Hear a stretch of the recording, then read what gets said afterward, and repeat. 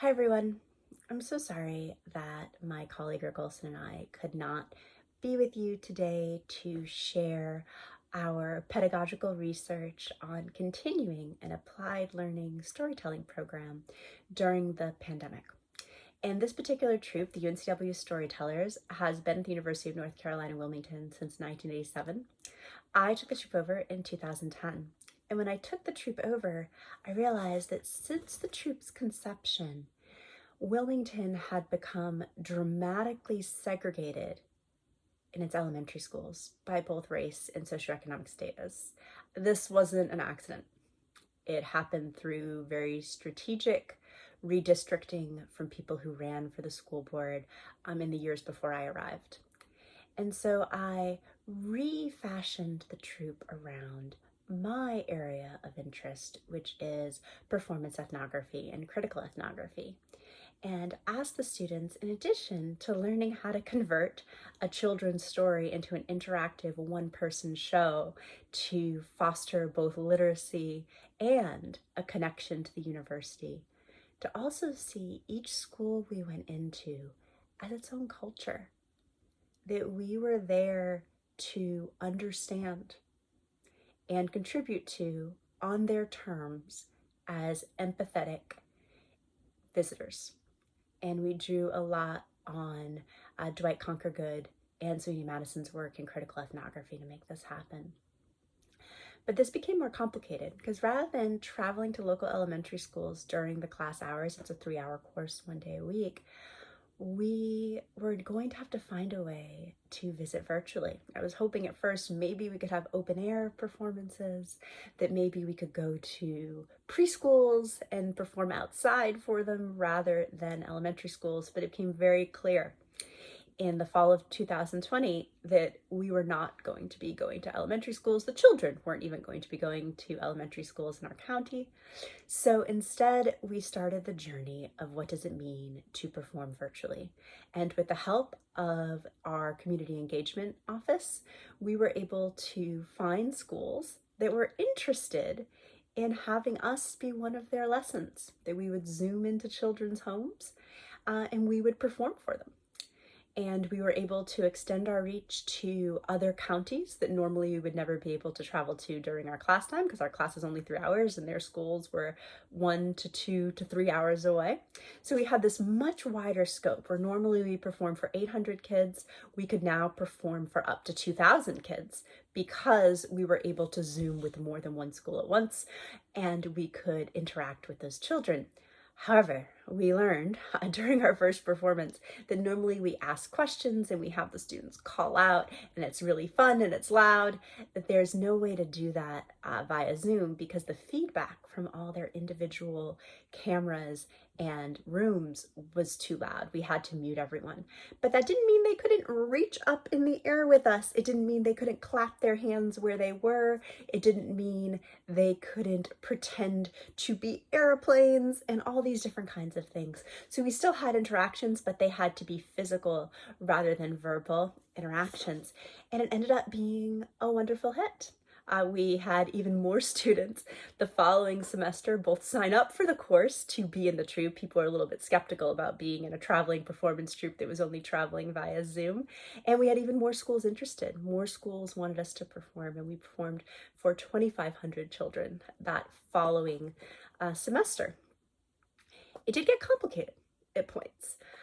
We've always performed this one story called One of a Kind Like Me. We've performed it several years in New Hanover County in North Carolina without any issues. It's about a little boy from a working class Latinx family who wants to be a princess for Halloween, and he tells his mother at the last minute and they have to run to the thrift store and find something to make into the princess dress of his dreams, and they find a shower curtain and they find a robe and they stitch it all together and it's a beautiful costume that then the children say, "Hey, I've never seen a boy princess before." And he goes, "Well, I've never seen a talking pineapple before." And they're like, "Yep, I guess we're all one of a kind."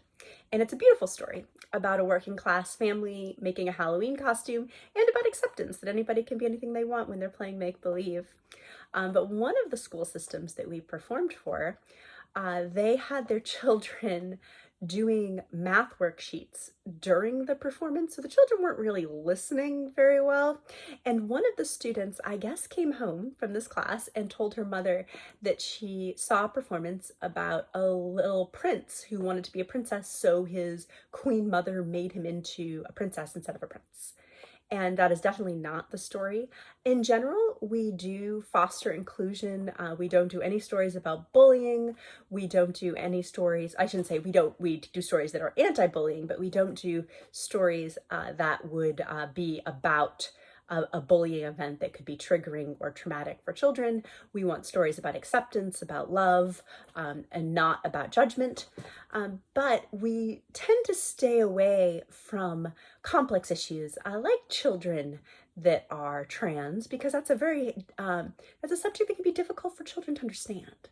And we are only in each room for 5 to 7 minutes before they get another story. We keep rotating through. So it's just not something that we would open up, because that is something that should be a much longer conversation that is sponsored by professionals at the school, not by a college student that's only visiting for 5 minutes at a time.